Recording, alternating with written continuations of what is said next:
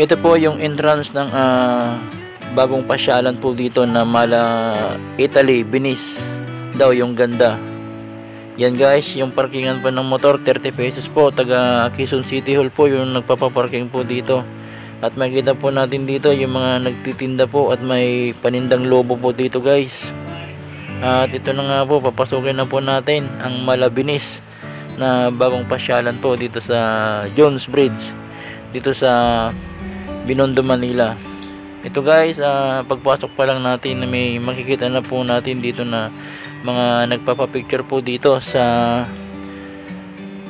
Jones Bridge po, dito sa ilalim. Yan guys, yung mga namamasyal po dito na ating inabutan po.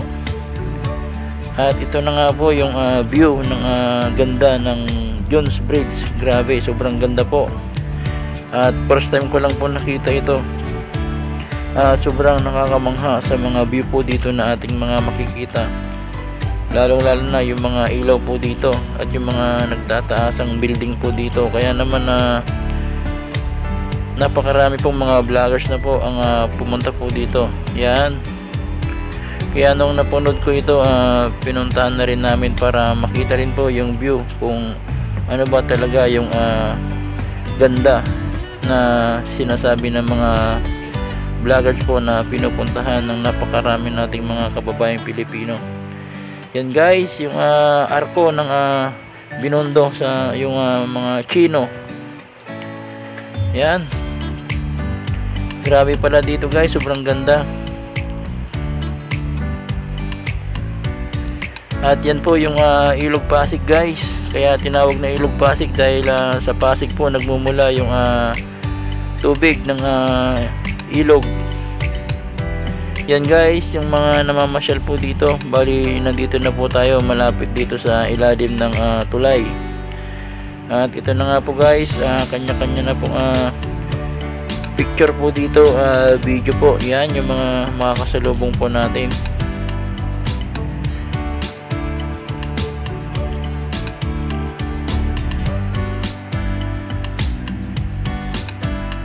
Ito pa lang po yung bungad po. Hindi pa po natin napupuntahan sa may bandang dulo kung gaano po karami yung mga tao doon na namamasyal. Yan guys, grabe yung mga kababayan po natin dito na dinudumog po ang bagong pasyalan. Yan, napakarami po.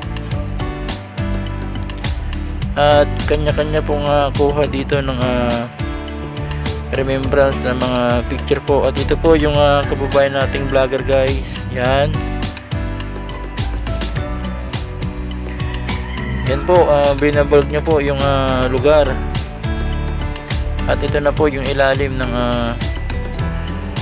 Jones Bridge po. Yan, napakaraming tao talaga. At bawat isa dito talagang sinusulit po nila yung kanilang pamamasyal. Yan guys, yung nakakasalubong natin na pauwi ng mga ito guys. Yan, mga pauwi na po. Siguro kanina pa sila nandyan. At ito naman po yung tulay ng Jones Bridge. Grabe, sobrang ganda po ito. Yan po, makikita po natin sa taas ng Jones Bridge yung mga kababayan natin. Napakarami po sila dyan guys. Napakaraming tao po doon sa taas ng tulay. Dahil mas maganda daw yung view doon kapag nandun ka sa taas ng tulay. Yan guys, ang Jones Bridge. At yan po yung Ilog Pasig dito sa Binondo, Manila guys. Yan. At malinis na po yung Ilog Pasig po dito dahil ginagawa na rin transportation po ito. At napakadaling transportation dahil wala pong traffic po dito. Yan guys, yung mga tanawin po dito na talagang namang mamamangha ka kapag papasyalan mo ng personal, kasi ibang iba po yung pakiramdam. Yan guys, sobrang lawak ng Ilog Pasig dito at malinis na po. Wala ka pong makikitang water lily po dito or kangkong po. Talagang sobrang linis na. At ito na nga po guys, papasok na po tayo at napakarami na pong mga kababayan natin na nandito. Yan guys, grabe yung Pasig Ilog po dito guys. Yan, napakalinis po. At yung tulay, grabing ganda na panoorin. At ito po yung mga statue po na gagawin pa lang nila dito dahil malawak daw ito na gagawin nila. Yan po yung mga napakarami nating mga kababayang Pilipino na mahilig pumamasyal, lalo na yung mga bagong pasyalan. Ito nga po guys, yung fountain po, yung statue po dito, yung mga ilaw, grabe, sobrang saya nila.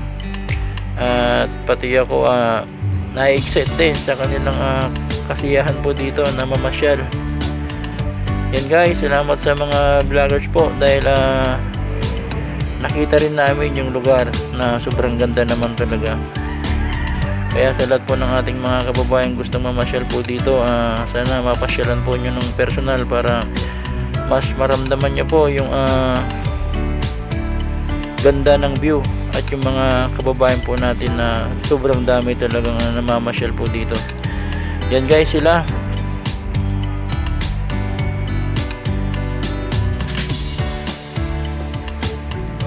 Yan po yung Malabinis daw na pasyalan po. At maraming salamat po at mabuhay ang bansa nating Pilipinas.